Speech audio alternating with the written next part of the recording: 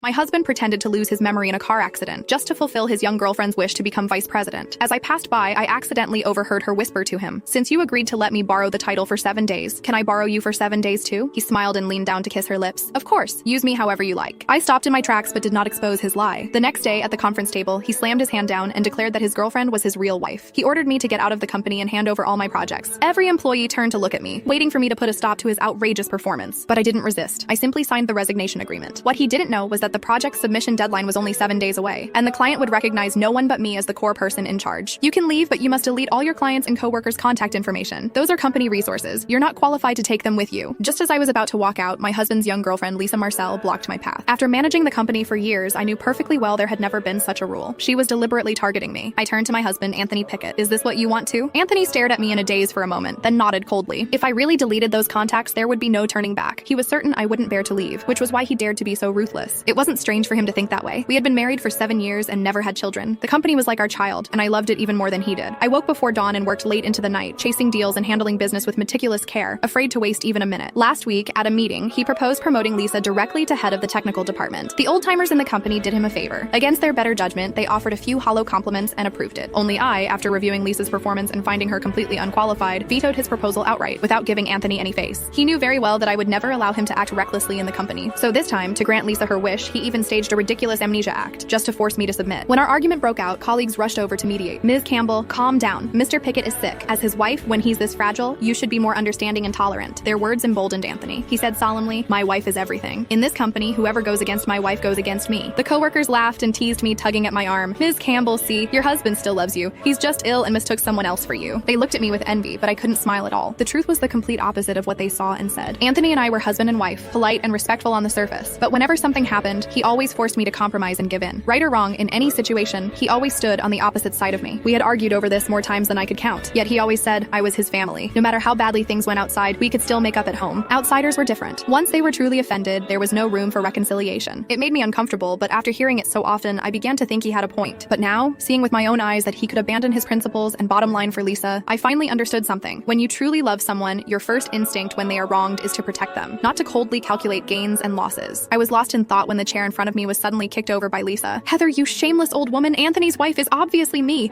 If you dare spout nonsense again, I'll rip your mouth apart." She pointed at me and screamed as if I were the one destroying someone else's family. Anthony watched the whole scene without saying a word. He simply stood behind Lisa, silently backing her up. I smiled. "Fine, I'll delete them." As soon as I spoke, I took out my phone and posted on my social feed that I had resigned. Then I raised my hand to log out of my work account. Seeing that I was serious, Anthony suddenly panicked and rushed to stop me.